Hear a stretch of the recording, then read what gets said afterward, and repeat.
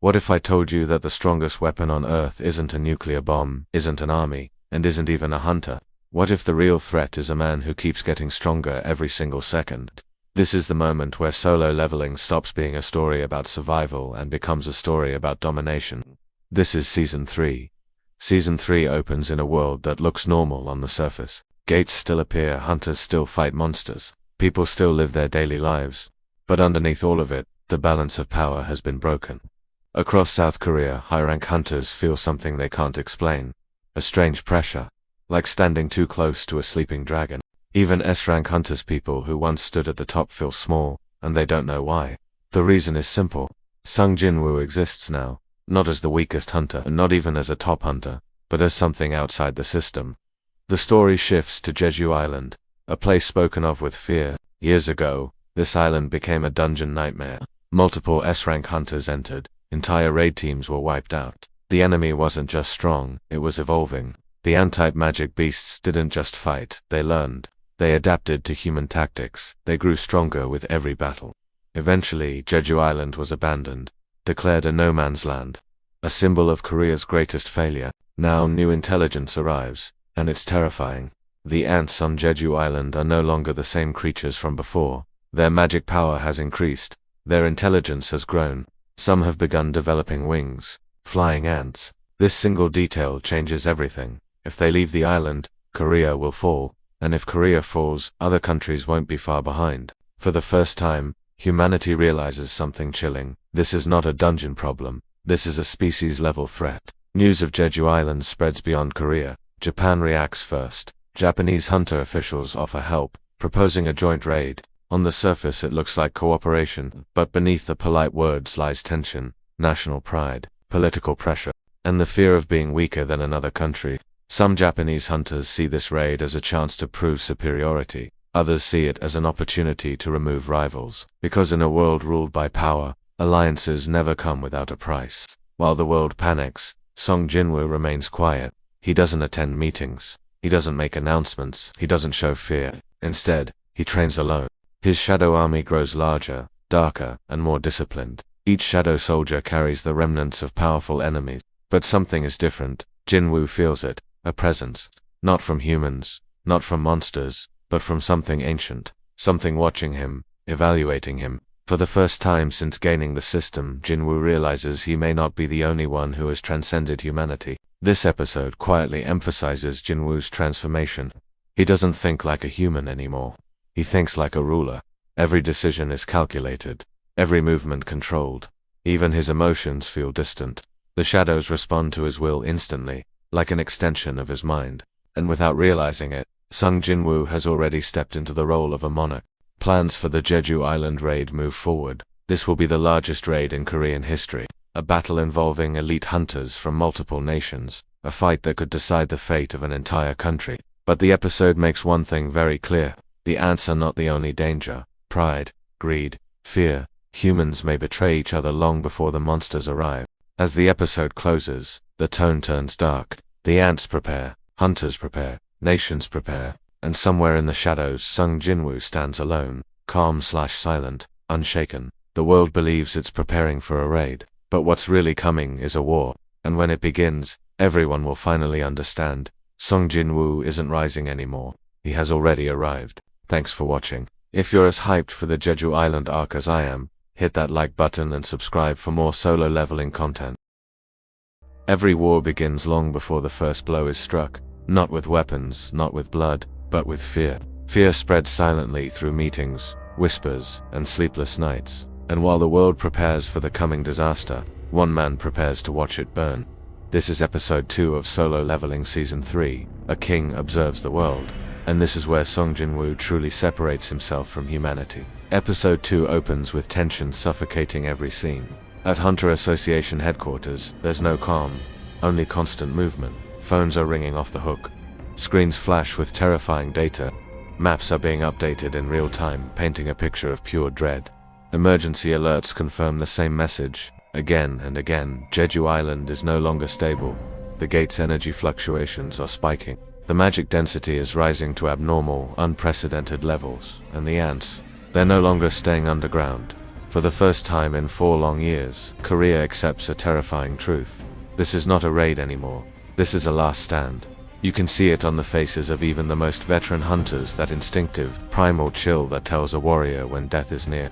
Then, the episode slows down, shifting focus to something rarely explored in the series: the survivors of the past Jeju Island raids. These are the hunters who lived, but never truly returned home. Nightmares haunt their every waking moment. The screams, the chaos, the horrifying realization that their strength meant absolutely nothing against the swarm. Jeju Island didn't just kill hunters, it broke their belief in the very system they served.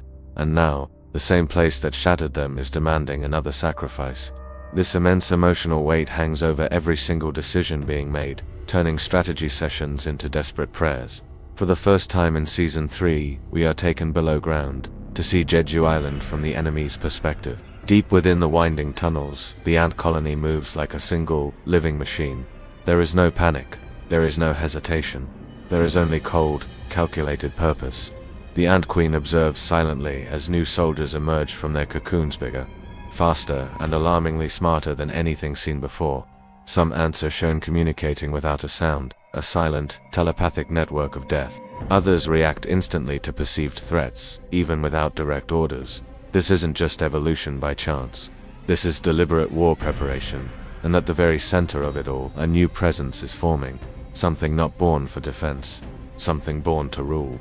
As the crisis escalates, the world finally steps in. Japan officially confirms its participation in the raid. Their strongest hunters arrive on Korean soil, exuding an aura of calm, professional confidence. But beneath that polished surface lies something much darker: competition, judgment. Some of the Japanese hunters don't see this as a mission of aid.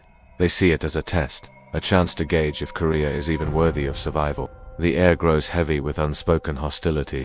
Allies are standing together, yet they all seem prepared to stand alone if necessary. And while the entire world obsesses over Jeju Island, Sung Jinwoo is conspicuously missing. There are no meetings for him, no strategic briefings, no war rooms. Instead, he is shown entering one dangerous dungeon after another, completely alone.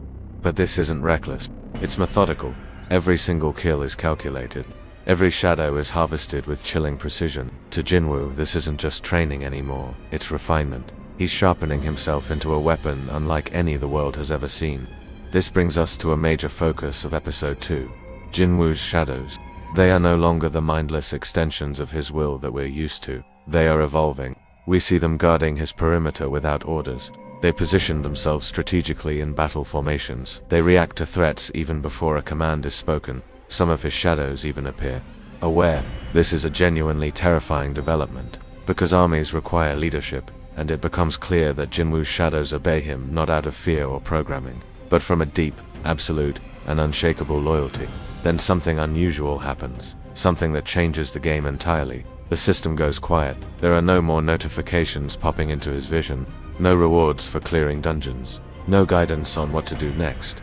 For the first time since he was reawakened, Sung Jinwoo feels truly and utterly alone. And then, the realization hits him like a physical blow.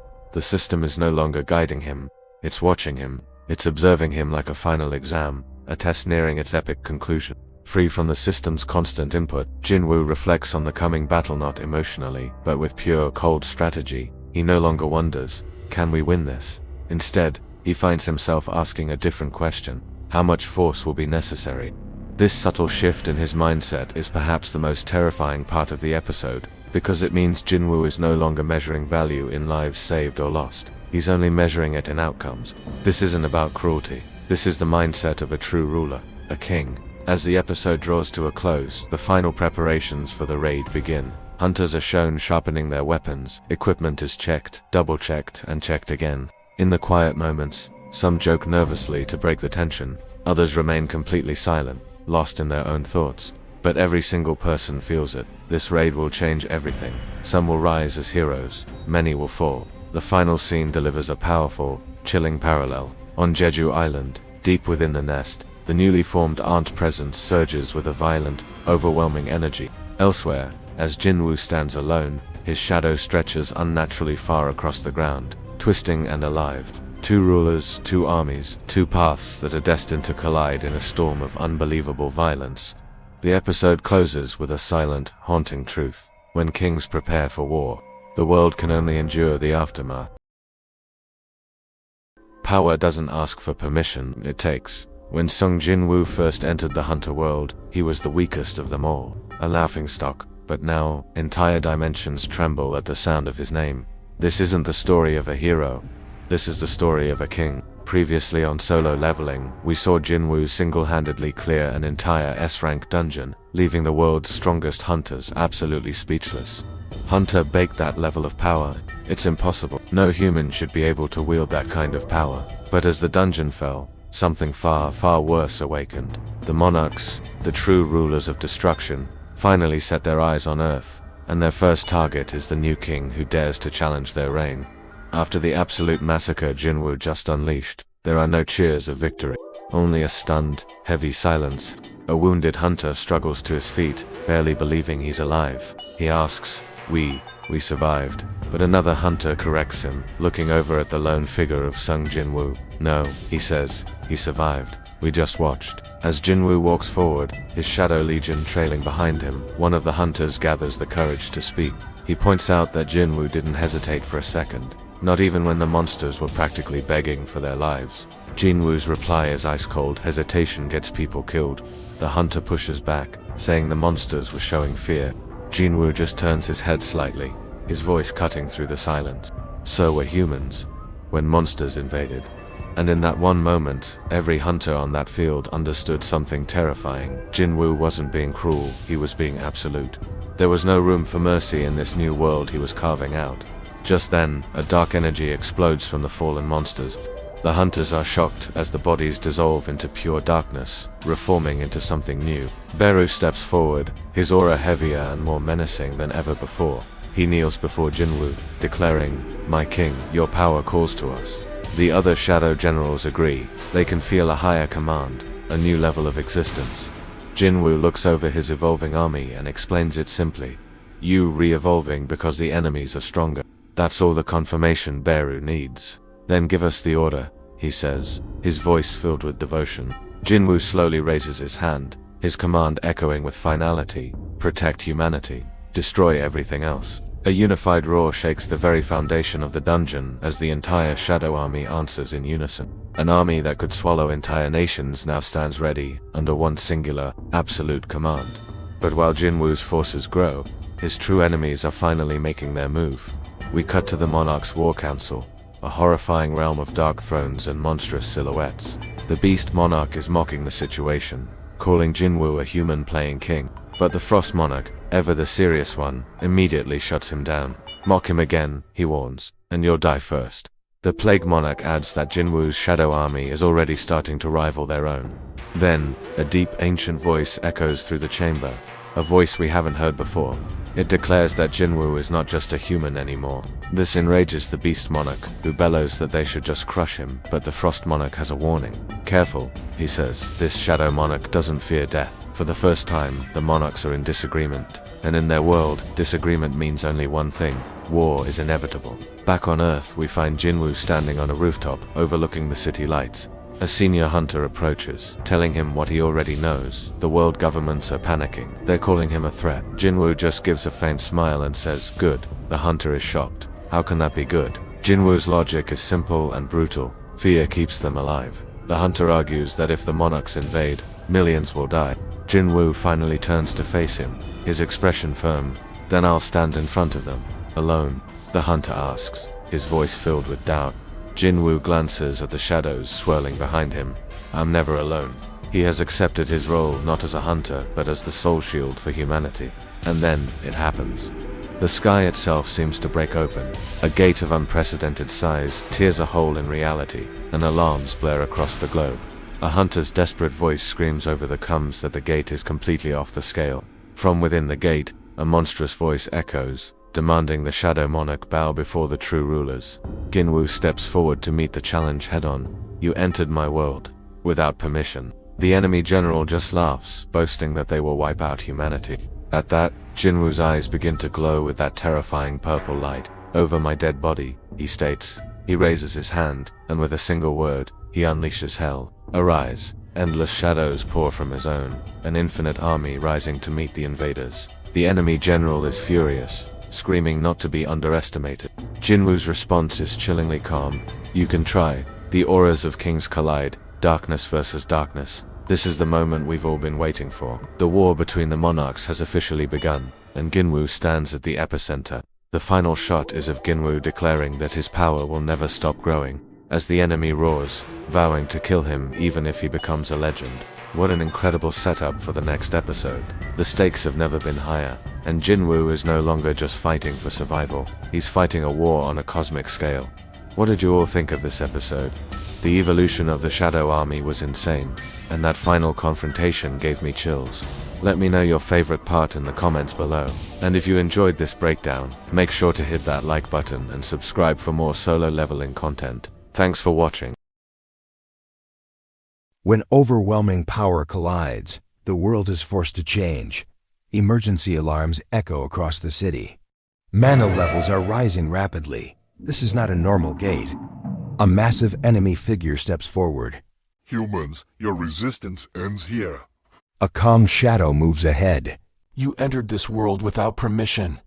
This world belongs to us now. Then you chose the wrong battlefield. Barul, Ready at all times, my king. protect this world.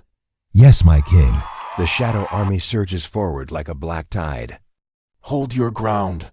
But the shadow soldiers move with perfect, unnerving coordination, an unstoppable force of will.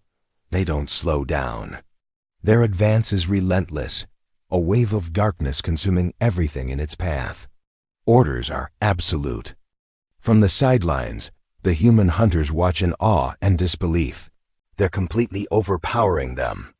This level of control is unreal. A large enemy brute, a hulking monster of muscle and rage, charges toward Jinwoo.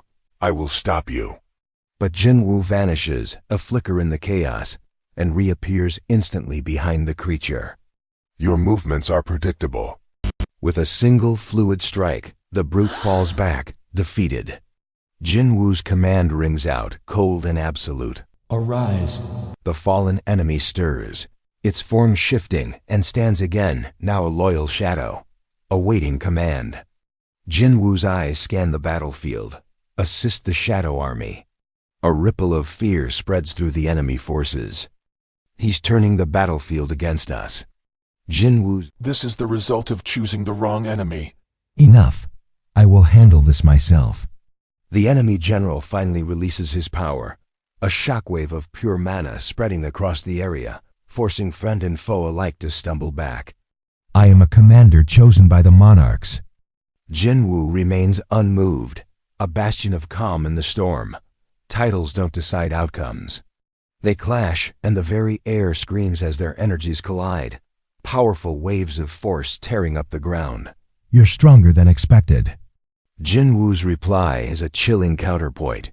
You're weaker than you believe. He presses his attack, countering every move, pushing the general back step by step. He's completely controlling the fight. A hunter whispers, his voice filled with amazement. Just as the tide seems to be turning, more enemies begin to emerge from the gate, an endless torrent of monstrous forms pouring into the world. There are too many coming out, but Jinwoo's calm never wavers. He speaks, his voice carrying an authority that transcends the chaos. Shadow generals, advance. From the depths of his shadow, his most powerful soldiers emerge. Igris, the Knight of Death. Understood. Tusk, the High Orc Shaman. Beginning support. Tank, the Armored Bear. Frontline secured. Instantly, the battlefield shifts. The Shadow Generals carve through the enemy ranks with devastating efficiency. We're being pushed back. Beru, the Ant King, cackles as he tears through the invaders. This area is under our control. The hunters can only watch in silence, the scene unfolding before them, not a chaotic brawl, but a masterfully conducted symphony of destruction. This isn't chaos. It's complete command. The enemy general, battered and desperate, gathers his remaining strength for one final defiant stand. I won't retreat.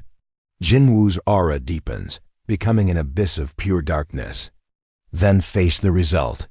With one decisive move, swift and final, Jinwoo ends the battle. The enemy general collapses, his strength utterly spent. The true monarchs will respond to this. He gasps. Jinwoo looks down, his expression unreadable. I'll be ready. His voice echoes once more. Arise. The once proud general rises as a shadow, kneeling before its new master. Awaiting your command, my king. The hunters are frozen, their minds struggling to process what they've just witnessed. He didn't just win. He dominated. But this battle was only the beginning. Suddenly, the massive gate begins to shake violently. An ancient, powerful voice echoes from its depths, a voice that seems to vibrate in the soul itself. Shadow Monarch. You've made your presence known. Jinwoo looks up, his gaze fixed on the swirling vortex. I'm not hiding. With a final shudder, the gate closes, and an eerie silence falls over the city. A hunter breaks the quiet, his voice trembling. Is it over? Jinwoo turns his gaze to the horizon. For now, the war has begun. And the Shadow Monarch has taken his first step. Subscribe to Prime Anime Galaxy, because the next episode changes everything. In a world where strength decides survival, only one man walks without fear.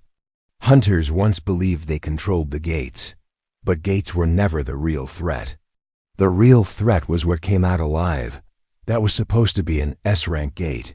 But none of them could even slow me down. At King Biru say to Jinwoo Sung, "My liege, your power grows with every battle. Too weak." They were all too weak. Stay alert. For the first time since the battle began, the shadows felt fear. Warning, an unknown monarch-level presence has been detected. So they've finally decided to show themselves. Shall we prepare for full defense? No, we welcome them. A presence older than humanity itself descended upon the battlefield. Shadow Monarch, so this is the world you protect? You're standing on my territory. Territory? You still think like a human. The air itself trembled as two monarchs faced each other. Bow, and I may let this world survive a little longer. Leave, or become part of my army. When monarchs clash, the world watches in silence. Too predictable. You dare challenge your elders? Age doesn't decide strength.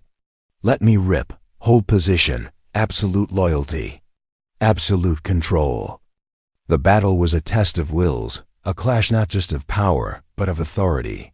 The Fang Monarch, ancient and proud, found himself facing a king unlike any he had ever known. Jinwoo wasn't just fighting. He was commanding the very essence of the battle. Every move was precise, every counterattack a statement. He parried a devastating blow with a simple gesture, the force dissipating into the shadows around him. The ground cracked under their feet, but Jinwoo remained unshaken, his eyes locked on his opponent. This wasn't a brawl, it was a coronation. He wasn't just proving he was stronger. He was proving he was the rightful ruler of this domain.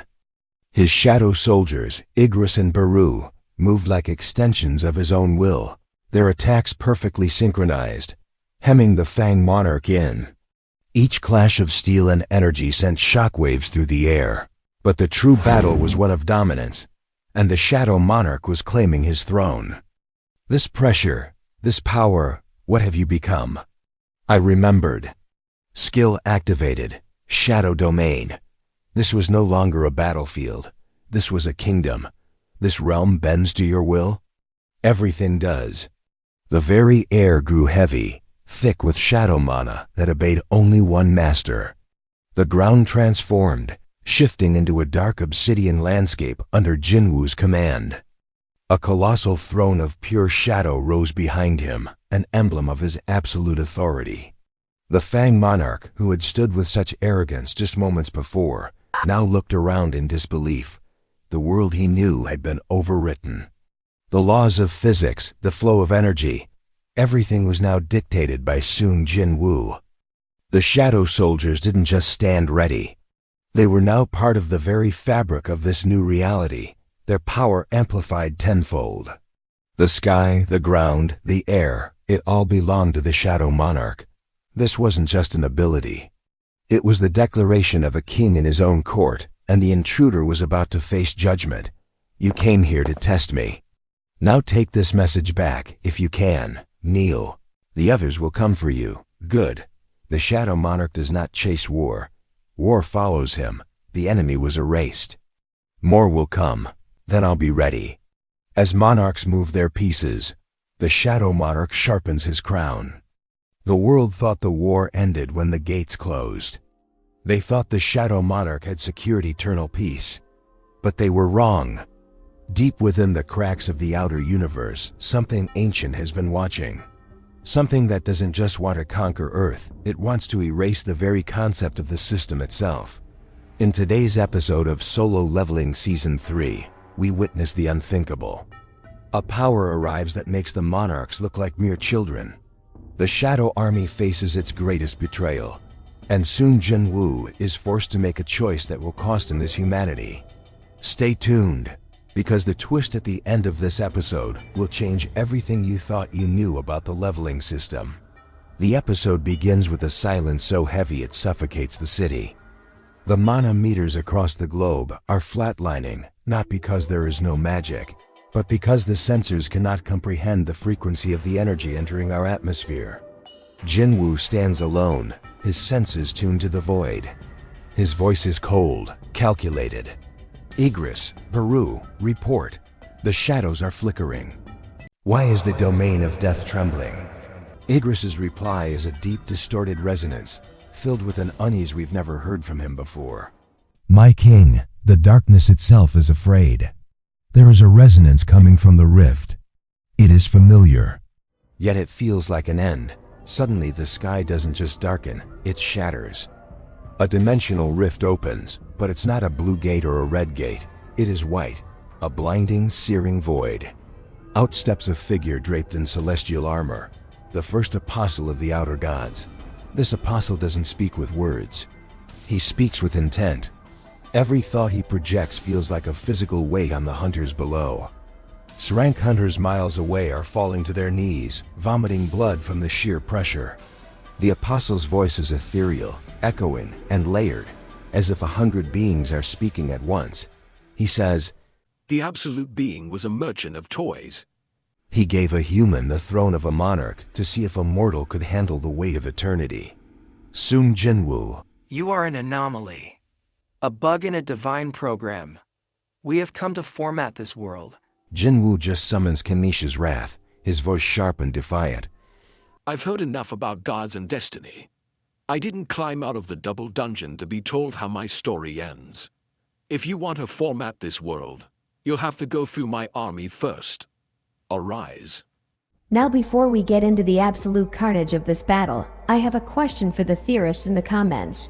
If the system was deleted right now, do you think Jinwoo would keep his powers? Or would he revert back to the E-rank hunter he once was? Drop your theories below, I'll be hearting the most creative ones. Also, if you're enjoying this deep dive into the solo leveling lore, hit that subscribe button. We are pushing for 10,000 subs, and every single one of you counts. Now let's see what happens when a god meets a monarch. The battle is unlike anything we've seen. Jinwoo moves at speeds that defy physics, but the apostle isn't fighting, he's rewriting reality itself. He touches the ground, and the shadows under Jinwoo's feet begin to scream. This is the hand of the creator, the ability to reclaim mana. Then we hear Biru's shriek, filled with agony. My liege, forgive me. The light, IT is tearing my soul apart. I cannot stop my claws. In a heartbreaking turn, Baru and Igris are forced into a mutiny. Their loyalty is absolute, but their very essence is being hijacked by the apostle's celestial frequency. Jinwoo is forced to fight his own family. He parries Igris's sword, his face masked in pure agony. He isn't just fighting an enemy. He's fighting his own legacy. He roars in desperation. Get out of their heads. They are not your tools. They are my soldiers. They are mine. Realizing he cannot win by the rules of the system, Jinwoo does the unthinkable. He realizes the system was never meant to help him grow, it was meant to contain him. to keep the Shadow Monarch's power within a safe human limit. To save his army, Jinwoo decides to destroy the interface. Level 99. Level 100. The numbers begin to spin uncontrollably. The blue screens of the system start to crack and burn. Jinwoo reaches into his own chest and pulls out the heart of the monarch. The transformation is terrifying. Jinwoo's physical body vanishes, replaced by a towering entity of pure, sentient darkness. No more levels, no more stats. Just the raw, unfiltered concept of death. The apostle is forced to retreat, his celestial armor shattered, but the victory feels hollow. The Shadow Army is back, but they look different. They are no longer soldiers of the system. They are tethered directly to Jinwoo's soul. And the cost? Jinwoo's heartbeat has stopped. He is no longer a human who became a god. He is simply death. But wait. As the dust settles, a shadow that doesn't belong to Jinwoo appears behind him. A voice whispers from the wreckage of the battlefield. A voice that hasn't been heard since the very first episode. It's calm and chillingly familiar. You finally broke the cage, Sung Jinwoo. But did you ever stop to wonder, who built the cage in the first place? Who was that at the end? Was it the original Shadow Monarch, Ashburn, returning to claim his throne? Or is it someone even more dangerous? This episode leaves us with more questions than answers. Do you think Jinwoo can ever go back to being human after this? Or is the hunter we knew gone forever? Let me know in the comments. Don't forget to like this video if you want part 7 as soon as it drops. Thanks for watching, and remember, keep leveling up. The war has blown up, reaching far beyond our planet. Sung Jinwoo has finally understood a terrifying truth. To truly protect his home, he must take the fight directly to the heavens. But the rulers, once his tentative allies, are no longer on his side. In their eyes, a human wielding the raw power of the void is not a hero. He is a disease, a contagion that must be purged from existence. The Grand Marshal Bellion stands before his king, his voice grave. My king, the perimeter of the Celestial Gate is breached, but they are not sending monsters this time. They are sending the Purifiers, beings made of pure, unadulterated light. But Sung Jinwoo's gaze doesn't waver. A cold resolve settles in his eyes. It doesn't matter what they're made of. If they stand in my way, they'll return to dust. Bellion, you take the left flank. Igris, lead the vanguard. Barrow, a faint, dangerous smirk plays on his lips. You have permission to feast. A chilling, ecstatic shriek echoes through the ranks. Keek. Thank you, great king. My claws have been itching for the taste of angelic mana. And then, from the very center of the blinding light, the villain of this new era emerges. Asterios, the celestial judge. He doesn't look like a monster. He looks like a savior, draped in ethereal brilliance. But his eyes hold nothing but cold, absolute contempt for all mortal life. He speaks, his voice a condemnation. Sung Jinwoo, you are a stain on the very fabric of creation. Ashburn was a traitor, but you are a mistake. Do you truly think those pitiful shadows can withstand the light of 1,000 suns? Sung Jinwoo scoffs, the sound echoing with the chill of the abyss. I've died once already. I've walked through the valley of the dead and came out owning it. Your 1,000 suns are just flashlights in my domain. A booming, arrogant laugh erupts from Asterios. Arrogance, the very hallmark of humanity. Soldiers of light, execute the decree of the void, erase them. Back on Earth, the world can only watch in terror. Thomas Andre, the Goliath, stares at the sky, his own immense power feeling utterly insignificant. What the hell is going on up there? The sky is literally cracking. Even at my peak, I can't even breathe in that pressure. Is this the level Jinwoo is playing at now? Beside him, Chai Hae-in rallies the remaining hunters, her expression one of fierce determination. He's fighting for us. If he falls, the very concept of hunter dies with him. We have to clear the gates on the ground. Don't let a single shadow leach through. While humanity struggles for its survival on Earth, the Shadow armies engaged in a cosmic slaughter. Igris, the first knight, is locked in a breathtaking duel with a light commander. Their blades collide, creating shockwaves that level celestial mountains. Igris's voice is a low growl. You fight with pride, but pride has no weight in the shadow of my king. Fall. But even as his soldiers dominate, for the first time in a decade, Sung Jinwoo is bleeding. The light of Asterios is absolute. It slices through the system's defenses as if they were paper. Is this the end of the streak? Has the Shadow Monarch finally been outmatched? Friends, this is a critical moment. Do you think Jinwoo should call for help from the other monarchs? Or should he evolve his power completely alone? Comment solo or army right now.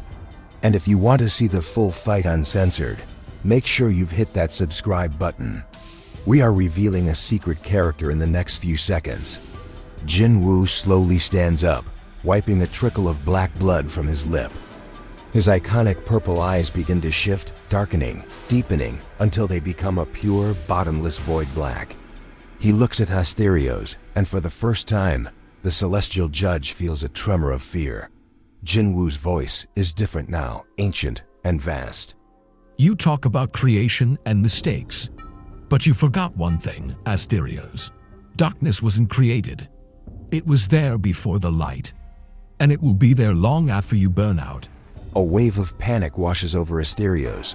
What is this? Why is my light being swallowed? The mana, it's disappearing into him.